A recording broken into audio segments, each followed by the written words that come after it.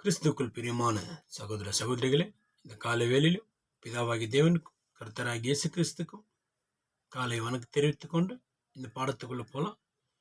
இந்த பாடத்தின் கதை என்னன்னு பார்த்தீங்கன்னாக்கா, யோசிப்பு அந்த சொப்பனத்தை சொல்றதுக்காக ராஜா கிட்ட கூட்டின்னு வராங்க. அந்த சொப்பனத்தை சொன்ன உடனே அதுக்கான மனுஷன் நீதான் அந்த வேலையை செய்யணும் அப்படின்னு சொல்லிட்டு ராஜா வந்து யோசிப்பை உயர்த்துறதை நம்ம பார்க்குறோம்.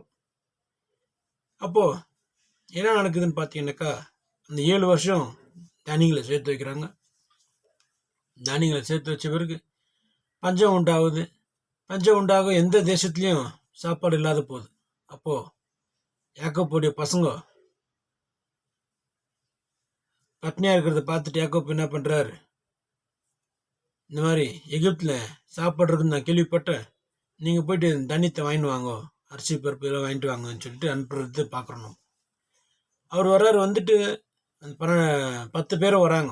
வந்துட்டு அங்கே போயிட்டு வாங்கும்போது அது யோசப்புடைய சகோதரங்கன்றது அவருக்கு தெரிஞ்சிடுது. அவருக்கு தெரிஞ்சிட்ட பிறகு என்ன பண்ணுறாரு, நீங்கள் வந்து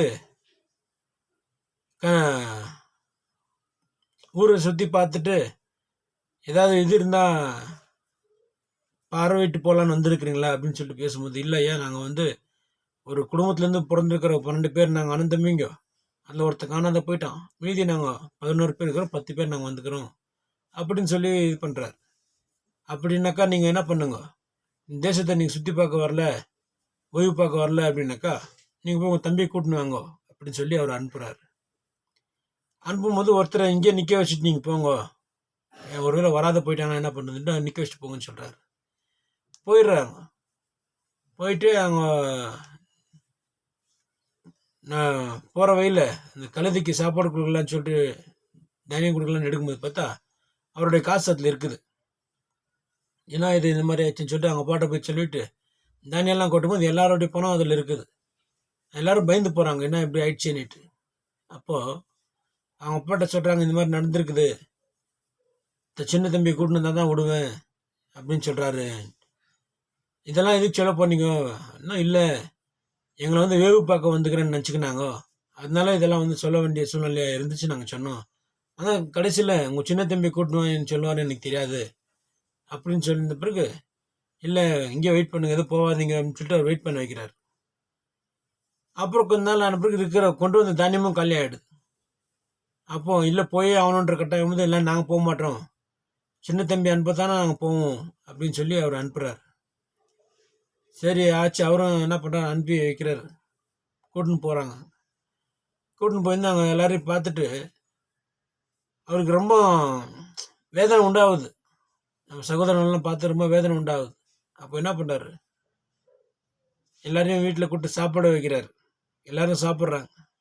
சாப்பிட்ட பிறகு வந்து அவங்கள கட்டி பிடிச்சி அழுவலான்னு தோணுது அவருக்கு. அவர் என்ன பண்ணுறாரு, ஏதோ பண்ணிக்கூடாதுன்னு சொல்லிட்டு உள்ளே போய் அழுந்துட்டு வெளியே வந்துட்டு அவங்க எல்லாரும் அனுப்பி வைக்கிறார். அப்போது என்ன அப்படின்னு பார்த்தீங்கன்னாக்கா, தேவன் வந்து ஒரு பெரிய காரியங்களை அங்கே செய்கிறது நம்ம பார்க்குறோம். எதுக்காக அப்படின்னு பார்த்தீங்கன்னா, இந்த 12 பேர் வந்து 12 கோத்திரமாக மாறுறாங்க. அதுக்கப்புறம் அந்த யாக்கோபோடைய வம்சம், இஸ்ராவேலுடைய வம்சம் அழிஞ்சு போகாதபடிக்கு அந்த குடும்பத்தை காப்பாற்றுறதுக்காக தேவன் என்ன பண்ணாருங்க, அன்னைக்கே அந்த நாளை முடிவு பண்ணிட்டாருங்க. யோசப் சொல்கிறாரு, இவங்க போயிட்டு இது பண்ணும்போது அந்த யோசப் பெஞ்சமினுடைய பேக்கில் வந்து யோசப்போடைய பாத்திரம் ஒன்று அதில் போட்டிருப்பாங்க. அதை நீ திருடின்னு போயிட்டேன்னு சொல்லிட்டு எல்லாரையும் பிடிச்சி கொண்டு வரும்போது, இல்லை நாங்கள் திருடலை, எங்கள் தம்பி அது மாதிரி திருட மாட்டான், அவனுக்கு பதிலாக வேணால் நான் நிற்கிறேன், எங்கள் தம்பி அனுப்பிட்டு இல்லை எங்கள் அப்பா செத்துருவாருன்ட்டு அவங்க அண்ணன் ரொம்ப வேதனைப்படும்போது, அப்போ வீட்டில் இருக்கிற எல்லாரும் வெளியே அனுப்பிட்டு ஜோராக கத்தி அழுகுறாரு. அப்போ என்ன சொல்கிறாருனாக்கா, நான் தான் யோசப்பு, நீங்கள் வந்து அந்த வெளியூர்காரங்களுக்கு விற்று போட்டிங்களே அந்த யோசப் நான் தான் அப்படின்னு சொல்லிட்டு அழுகுறாரு. எல்லாரும் இவங்களும் வேதனைப்படுறாங்க. அப்போ சொல்கிறாரு, நீங்கள் எதுவும் பேச்சர் பண்ணிக்காதீங்க, ஏன்னா முதல்ல இந்த மாதிரி தொந்தரவுலாம் வரும்னு சொல்லிட்டு தேவன் அறிஞ்சிருந்தனால அந்த பஞ்சத்துலேருந்து நம்ம குடும்பத்தை காப்பாற்றுறதுக்காக என்னை முதல்ல அனுப்பி வச்சுக்கிறாரு நானும் உங்கள் கூடயே இருந்தா இன்றைக்கி நம்மளும் வந்து வாங்கின்னு தான் போயிருக்கணும். நான் வந்து முதல்ல இங்கே அனுப்பப்பட்டதுனால தேவன் என்னை உயர்த்தி வச்சிருக்கிறாரு. அதனால நீங்கள் இன்னும் பயப்படாதீங்க, தைரியமாக இருங்க. நீங்கள் போய் அப்பாட்ட சொல்லுங்கள், நான் உயிரோட இருக்கிறேன்னு சொல்லுங்கள் அப்படின்னு சொல்லிட்டு அனுப்புகிறாரு. அதே மாதிரி சொல்லி அனுப்புறாரு. நீங்கள் தீமையாக நினச்சிங்க, அது வந்து தேவன் நன்மையாக மாற்றிட்டாரு. அதுக்காக நீங்கள் போகிறவே இல்லை, என்ன பண்ணாதீங்க, சண்டை போட்டுன்னு போகாதீங்க.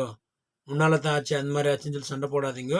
போய் வீட்டில் போய் சொல்லிவிட்டு அப்பாவிட்ட சொல்லி அப்பாவை கூட்டின்னு வாங்கன்னு சொல்லி நல்ல வஸ்திரம் எல்லாம் கொடுத்து நல்ல சாப்பாடெல்லாம் கொடுத்து அனுப்புகிறார்.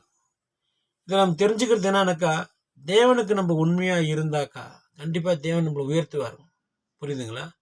எதுக்காக அப்படின்னு பார்த்தீங்கன்னா, நம்ம என்ன இப்படி ஆயிடுச்சு, வாழ்க்கை நம்மளுக்கு முடிஞ்சிச்சே அப்படின்னு நினச்சிக்கிறோம். எங்கே முடிஞ்சிச்சு நம்ம நினைக்கிறோமோ அங்கேத்தான் நம்மளோட வாழ்க்கை தொடருது. புரியுதுங்களா? அப்போ யோசப்போடைய வாழ்க்கை ஜெயிலில் முடிஞ்சிச்சின்னு நினச்சிட்டாருங்க. அவர் முடியலங்க. தேவன் கூடயே இருக்கிறார், வழி நடத்துகிறார், அவர் பாதுகாக்கிறார். புரியுதுங்களா? அப்போ ஆதியாகமத்திலேருந்து நம்ம பார்த்துன்னா வர கதைகளை ஒரு கதைகளை நம்ம பார்க்குறோம். நம்ம இன்னைக்கு தேவன் இப்படி பேசியிருக்கிறாரு. எதுக்காக அப்படின்னு பார்த்தீங்கன்னா, தேவன் வந்து மனுஷர் மூலியமாக தான் பேசுவார். நான் வந்து எப்பவுமே கண்ண முன்னே ஜெபம் பண்ணிட்டு இருப்பேன். இந்த வார்த்தையெல்லாம் பேசிட்டு இருப்பேன். நேற்று தேவன் வந்து பேசினார். இந்த கதைகளை வந்து முதல்ல சொல்லிவிடு, அதுக்கப்புறம் கடைசியாக ப்ரேயர் பண்ணு அப்படின்னு சொல்லிட்டு தேவன் பேசினார். தேவன் ஒரு மனுஷன் மூலியமாகவும் பேசினார். அதனால இந்த கதைகள் அப்படி சொல்லியிருக்கிறாங்க. அப்போ என்னன்னாக்கா, தேவனுக்கு நம்ம உண்மையாக இருந்தால் கண்டிப்பாக தேவன் நம்மளை வழிநடத்துவாருங்க. தேவன் தாமே ஒவ்வொரு ஆசீர்வதிப்பாருங்க. ஒரு ஜெபம் செய்வோம். சோத்திரம் தகப்பன் அப்பா, எங்களை அதிகமாக நேசிக்கிற நல்ல பிதாவே உமக்கு சோத்திரம் சாமி. அப்பா, வல்லவர் நல்லவர் அன்புள்ளவர் இரக்கத்தின் தெய்வமே ஏழைகளின் ராஜாவை என்றும் இருப்பவரே உம்மை துதிக்கிறோம், ஆராதிக்கிறோம், மகிமைப்படுத்துகிறோம் சாமி. இந்த நாளை கொடுத்திருப்பா உமக்கு சோத்திரம். இந்த நாளிலுமாய் கொடுக்கப்பட்ட ஒவ்வொரு வார்த்தைகளுக்கு வசனத்துக்கு சோத்திரம் தகப்பனே. அப்பா, ஆதியாகமத்திலிருந்து இந்த 42ஆம் அதிகாரத்துலேருந்து 45 வரைக்கும் அந்த அதிகாரத்தை தியானிக்க வைத்தீங்க. அப்பா, உமக்கு சோத்திரம் தகப்பனே. அங்கே நடந்த கதைகளை எங்களுக்கு வெளிப்படுத்திருக்கிறீங்க தகப்பனே. அப்பா, நாங்கள் எப்படியாப்பட்ட வாழ்க்கை இருக்கணும், எங்களோட சிந்தனைகள் எப்படியாப்பட்டதாக இருக்கணுன்றது இந்த கதைகள் மூலிமா நீங்கள் பேசியிருக்கிறீங்க தகப்பனே. நாங்கள் போகும்போதும் வரும்போது எங்கள் கூட இருந்து எங்களை வழிநடத்துகிற தேவனே உமக்கு ஸ்தோத்திரம். அப்பா, நாங்கள் இன்னும் அநேக சாட்சிகள் உமக்கு கொடுக்க வேண்டும் தகப்பனே. எங்களுடைய பாவங்களை விட்டு நாங்கள் பரிசுத்தமாக மாறத்துக்கான வார்த்தைகளையும் சிந்தனைகளையும் நாங்கள் எங்கள் இதயத்தில் வைத்துக்கொண்டு அந்த வழியில் நாங்கள் நடக்கிறதுக்கு உதவி செய்யுங்க சாமி. எங்களை பலப்படுத்துங்க. பலவீனமான நேரத்தில் உங்களுடைய ஆவியை கொடுத்து எங்களை பலப்படுத்துங்க தகப்பனே. கேட்டுக்கொண்டிருக்கிற ஒவ்வொரு குடும்பங்களை தொட்டு ஆசீர்வதிங்க. உங்களுடைய சமாதானத்தை கொடுத்து ஆசீர்வதிங்க. ஒவ்வொரு நீங்கள் பாதுகாத்து வழிநடத்துங்கப்பா. நாங்கள் கேட்டதும் கேட்க மறந்ததும் எங்கள் கரங்களை போகும் சாமி. இந்த ஜெபங்களை ஏற்று நீங்கள் ஆசீர்வதித்து வழிநடத்திட வேண்டும் என்று எங்கள் மீட்பர் ஒரு ரட்சகரும் உம்முடைய குமாரன் இயேசு கிறிஸ்துவின் உன்னத நாமத்தில் நாங்கள் ஜெபிக்கிறோம். ஜீவனுள்ள நல்ல பிதாவே, ஆமென்.